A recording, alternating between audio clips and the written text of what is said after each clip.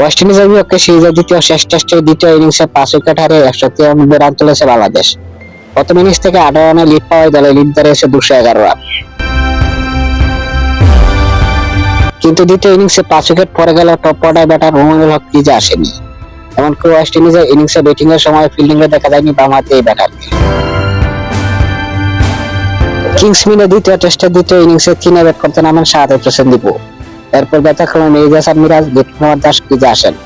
তবে ব্যাটিং এ না নামলে ড্রেসিং রুমে পেট করে বসে থাকতে দেখা যায় মোমিনুল হককে। পরে কিক ইনফোর ম্যাচ বিবরণীতে জানা গেছে অসুস্থ হয়ে পড়েছিলেন মোমিনুল, যার কারণে ব্যাটিং এ নামতে পারেননি তিনি। প্যাড অফ করে তাকাই লিটন দাস আউট হওয়ার পর অধিনায়ক মিরাজ তার পরিস্থিতি জানতে চান। তবে টিভি রিপ্লেতে তাকে দেখে ব্যাটিং এর জন্য প্রস্তুত নন মনে হয়।